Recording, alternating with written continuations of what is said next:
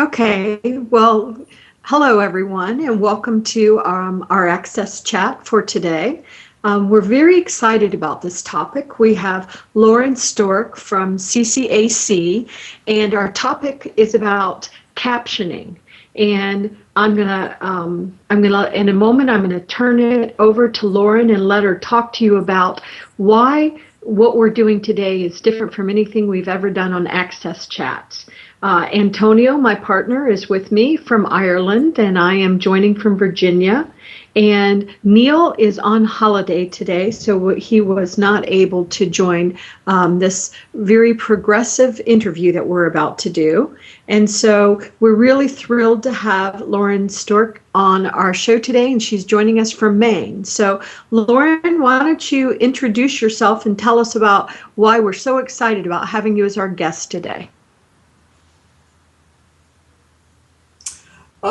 Thank you, Deborah. I'm really honored to be invited and included. It's all of you are so active, doing wonderful things with access and inclusion in the digital world. And I'm not technical at all. I'm more of a people person. So I'm not sure. You want me to just tell a little bit about my background, or Yes, please. And um, also tell us about, Lauren, tell us about the video captioning that's happening in Rochelle, and just, tell us the entire story about what's happening today, if you don't mind. Thank you, and sorry to oh, interrupt you. oh, okay. This is I don't know if you've interviewed deaf or hard of hearing people before, but with thanks to a captioning company called Caption Access, and Rochelle Hopkins is our live captioner today. So on this video, when you see me look over to the left of my laptop, I'm reading what everybody is saying real time because I hear I am deafened, and I hear people speaking, but I have no comprehension of what they're saying. So I require live captioning like this for a lot of meetings and other things. And I think this is the first time that you're doing this too, I think. So thank you very much for doing it. Um, I don't know, just by introduction, I am a retired psychologist. I have practiced. I have a doctorate in licensing in the States and in England, and I worked in the States for a long time and in London for 9 years, a long time ago.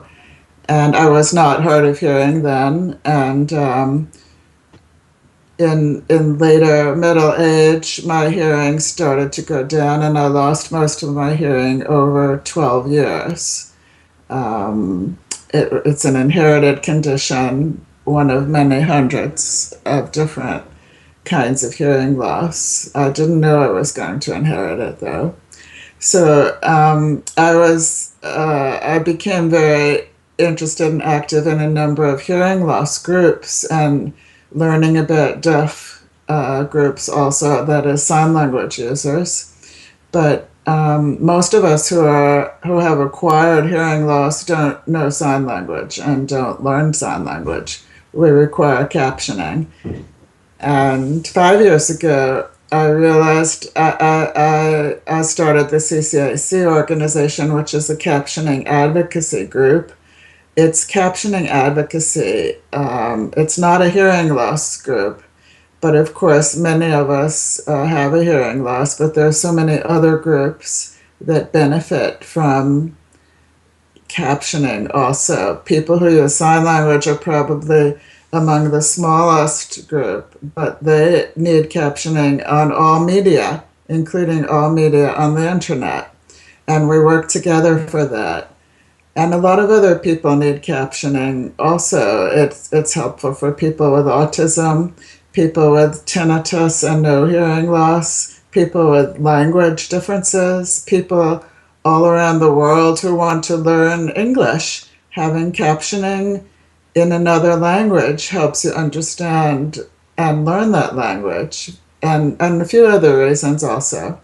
So I started the CCIC with 5 or 6 friends, colleagues. That was 5 years ago, and now we have over 800 members around the world, and it's all online. And we have occasional meetings as I travel because I do a lot of traveling, but it's really online. It's a wonderful, supportive information group where we try to encourage everyone to do local, national, and international captioning advocacy. How's that? That That's sounds, pretty amazing. yeah, that's true. And like you were mentioning the caption, and I just opened a window on my screen, and I'm sharing part of the caption window. Is not perfect, but my purpose is to show how it's done. So at the moment I'm in the call with Laura and Deborah. I'm sharing my screen, and you're able to see myself and a separate window where the caption is running simultaneously. So this is running on a website, and we are doing the chat and with Lauren using Skype at the same time. Well, that's really super. Thank you, because now I don't have to turn my head back and forth as much. Thank you, Antonia. My pleasure. Thank you. I think what's so exciting about having you as our guest, Lauren, and I will tell you that to date you are our first deafened guest, and the reason why is because believe it or not, we have not been in existence that long. AXSChat started in the middle of December, and it has just gained so much traction, and we're just thrilled with the results we're getting. But I invited you to participate, gosh, I think in February, and then we just had to nail down the dates and everything else. But we believe that if you're going to be talking about access and full inclusion of everybody, including people with disabilities, you cannot leave out a huge segment of our population. And as you noted, captioning is valuable to all of us. I know my husband is losing his hearing, and that is also genetic.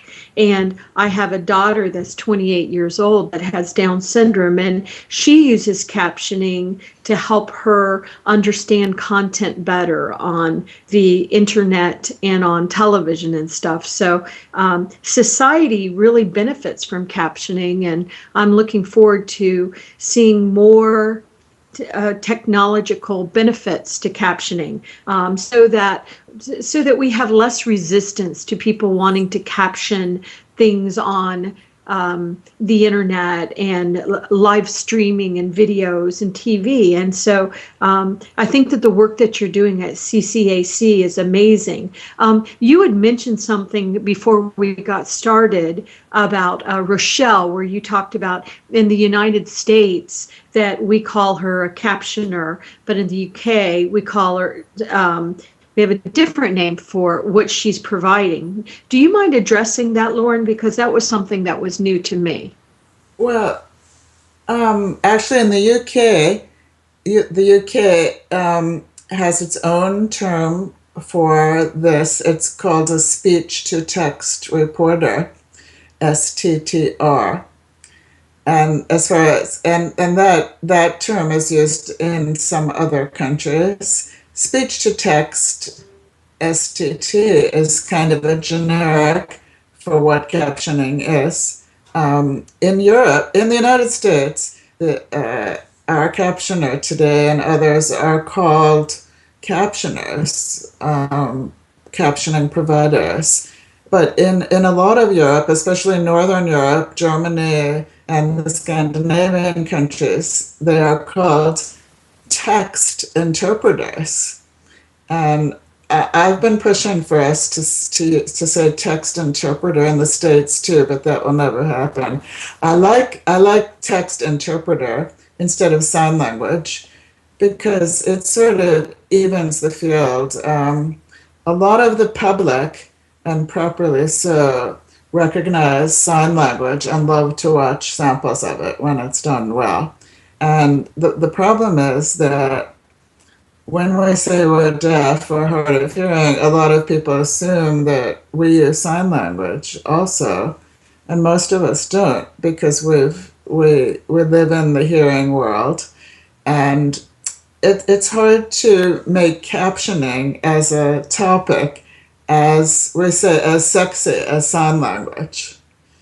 I mean, sign language also has enormous power and is needed in so many places where it's lacking. But captioning doesn't grab attention the way sign language does. And part of the CCA mission is to also figure out, how to advocate more strongly. We can use all the new ideas anyone can send us about, explaining how it's our life. It's life saving for so many millions of people, a billion or more globally.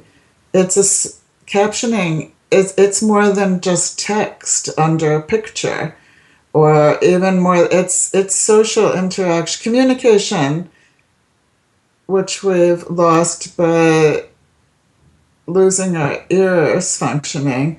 We need communication as human beings. So one of my CCA members, when I asked them to tell me what to say today, they said, "We humans are social," and she said, "We die a thousand deaths. We die a thousand deaths if we cannot communicate with other humans." So captioning for me is language, and it's so important. But to get that message out to people is not always easy. Sometimes it's very hard. For example, they say, "Well, we'll just send you a transcript, or just have someone take notes." And that's very different. "Thank you very much. I can read a million pages of transcript in books," and that's just not the same as live interaction. And taking notes is a good substitute sometimes, but for those of us who want to catch every word and who love words, we don't want to miss anything. We want to see your nice smile, or we want to see your frown if I say something ridiculous, and we want to interact with you the best way we can. So captioning is our language.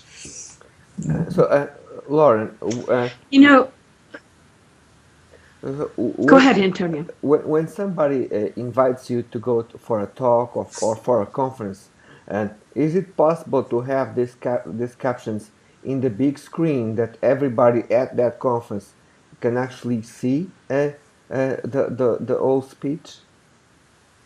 Is that how it works? Yes, of course, it's possible. And many people, for many years, without any relationship to hearing loss, have had live captioning at major international meetings all around the world. Business executives, if it's a large conference, they've had live captioning projected onto screens for many years. I think those of us who are more active in captioning advocacy have become much more vocal, I think, over the last 5 years, building on previous work done maybe only for the last 20 years or 25 years with the ADA celebration coming up. But it's easy to ask for it, but you have to usually advocate quite strongly to convince a conference that they should be inclusive, that it's their obligation to pay for it. And that's the rub. And one of the CCAC programs now is we're actually offering 3 hours of paid conference captioning to people. But believe it or not, I can't give it away. I need, we're all volunteers in the CCIC, and we've been contacting various conferences that have not scheduled captioning, and it's a lot of work to try to market what we're doing so that we raise awareness and provide conferences with captioning.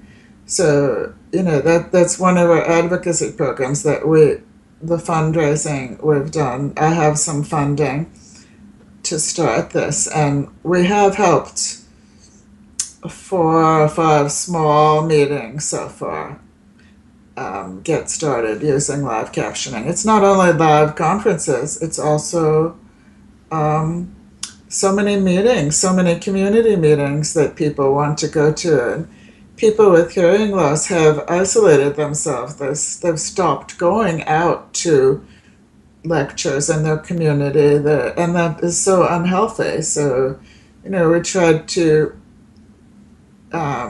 give them a little more courage to ask for captioning and then to advocate for it, because it's a long process, as you all know, to advocate for anything, to get something introduced the first time. So we are talking here. We are talking over Skype. Let's say that we are, we are. Let's an example that we are a family, where this could be useful to put into contact, kids with their old with their elderly. How can that technology also be available in this type of situations?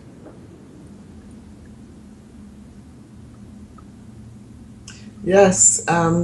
Again, it's letting families know that it's possible. There's a lot of education and raising awareness to do.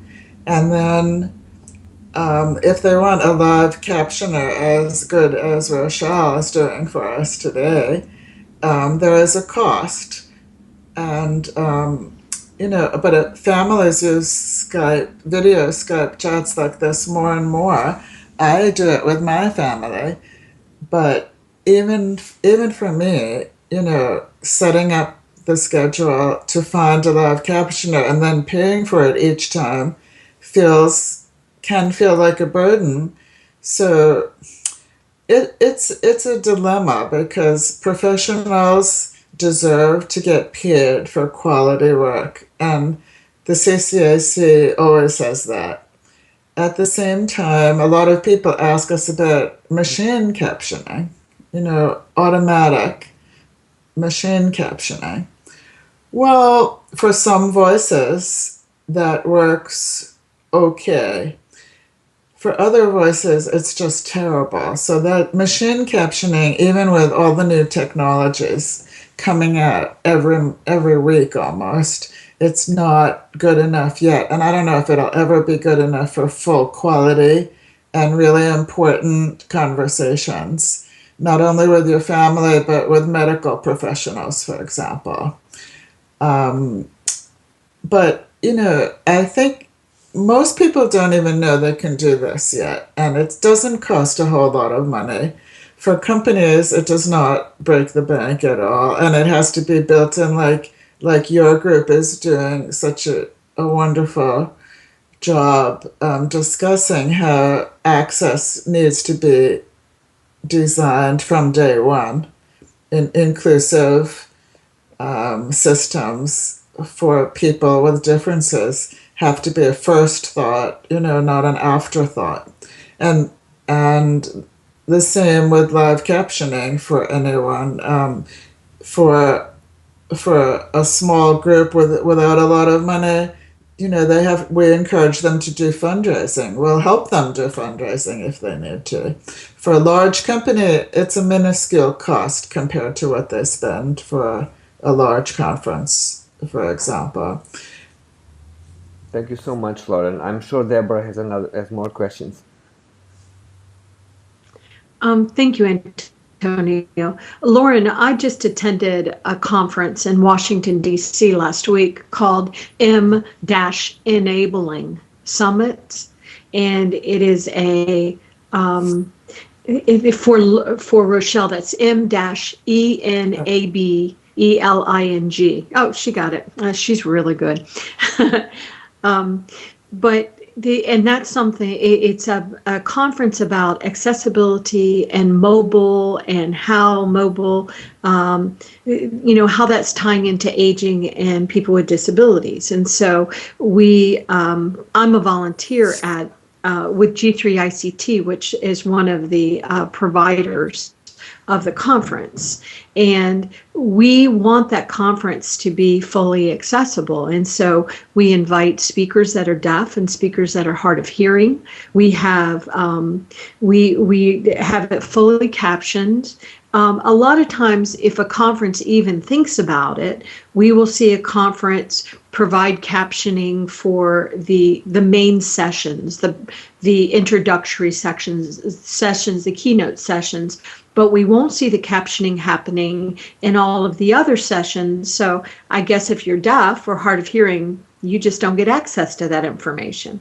We also find it interesting that I had to learn that if you have a panelist, for example, that is deaf, the sign language, we provide sign language interpreters and captioning, and you need sign language interpreters that are interpreting for the panelist, as well as another set of sign language interpreters that are interpreting for the audience, because we want to be fully accessible. It's always interesting to watch how some people prefer the sign language and some prefer the captioning. And so understanding, people are people. So understanding that it's really important to provide both. And if you are at a conference that is talking about accessibility and disability inclusion, and you're not fully accessible to people that are deaf, that is such a failure. And when we were trying to figure out how to do this with this pretty big conference that I attended, I started reaching out to other conferences that talk about these topics, and they're like, "Oh, well, we don't ever have any deaf people attend." And I thought, wow. Do you understand they're not attending because you don't make it accessible to them? And we need their voices in here. So I believe that what you're doing at CCAC, it's just so critical. And I would like you also maybe to address that. I always feel very inadequate when I'm at these conferences because I know just so little sign language, and I feel like I should be better. I should know it better, but it's a whole language. And the captioning adds so much value to me as a participant, but there's also a huge issue, and you've addressed it a little bit, Lauren, about individuals and small little groups of people corresponding with each other. There's so much work to do that sometimes it must feel overwhelming.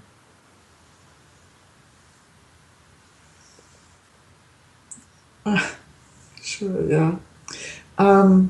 Was that a question? A comment and a question. I just think it's so important that the work that your group is doing, because as we age, more of us acquire hearing loss, significant hearing loss. And I know that my husband's father is 90 and he is deaf now, and I see my husband losing his hearing significantly, and I know that I think it's very sad that when a person loses their hearing later in life, they become so isolated. And I think the efforts that you're making at CCAC to bring awareness and help everyone understand that this is not a nice to have. Corporations should not have any kind of management meetings or videos online or anything that's not fully accessible to all of us. There's a lot of awareness work to do. Yes, the last point hits on one of your interests and areas, which is, full employment, better employment opportunities for people with disabilities. And it's a bit of a catch-22 situation until people have the resources they need to be fully included. We just lose so much talent, really. We lose these people, and they have a lot of skills, as you all know. I think the thing about sign language is a beautiful culture, and people who are born deaf do still feel more comfortable at a conference having interpreters there also, and that's as it should be.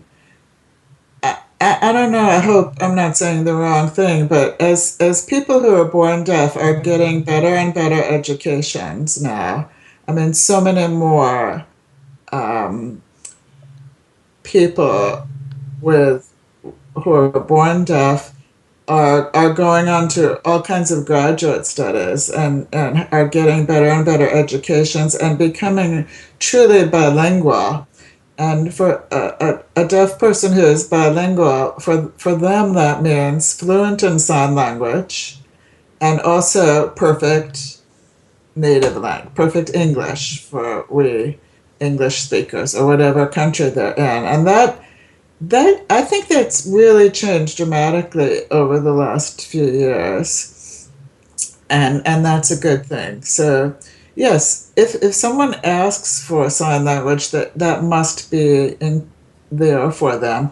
But if no one asks for it, most of these people most use captioning, and of course, captioning serves everybody in the audience, whether they're hard of hearing or deaf or not. It's been shown in studies that hearing people attend better and learn better if there's quality captioning there also. Um, there's another thing you said that was very important. It slipped, but um, it for me it does feel overwhelming, especially volunteer organizations, and I've been involved in many over my working career as a volunteer in different things, and um, the last 5 years, especially with captioning advocacy, volunteers burn out, and leaders of volunteer things burn out. So we always welcome new interest like this. We welcome new members all the time because the new blood is so important in volunteer organizations, and so many disability groups are all volunteers, and you know there's some tension there. There's some problems that sometimes it feels as if our volunteer nonprofits are, going head to head with the corporations that we love and depend on for new technologies. And one of the things your group is doing seems to me one of the advantages is that you have corporate involvement also, of course, which is great. I wish we had that for the CCIC. Maybe we'll get there one day. Um, but also, one of the things we've been trying to do is, collaborate and reach out more with other disability groups. You know, there are pros and cons of having so many different specialized groups. I think the CCIC was needed because I think we've done a lot to raise awareness already. Maybe it would have happened by itself, but we've added a little bit of good stuff to get the word out there. But and collaboration, I think, is a wonderful word. Some people don't like it. It has a negative connotation from World War II still, believe it or not. But we've got to collaborate and try to figure out ways to come together and also follow our passion and what we think is needed and bring it all together somehow. I, um,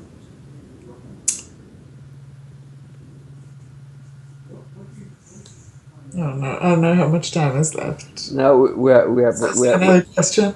we still have 2 minutes to close down, so I can leave that to you, Deborah, please. Okay, thank you, Antonio. Lauren, I'm still very optimistic about the future and what technology could do to help us solve some of these gaps. As you noted earlier in the interview, being social is being human. And I remember when I visited Spain and I can't speak Spanish. I think I'm so funny. Not everybody else thinks so, but I normally am like quipping jokes and stuff, and I couldn't do that in Spain because I didn't really know how to speak the language, and I felt I really I didn't feel that I could be as social as I normally like to be.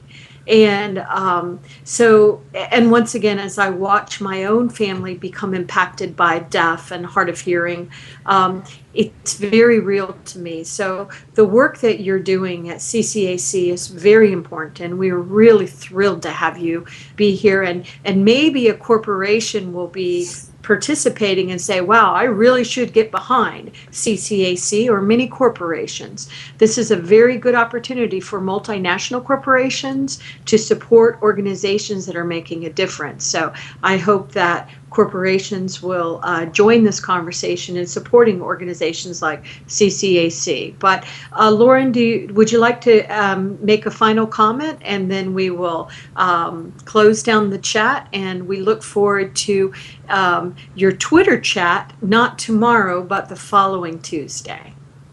Any last words, Lauren?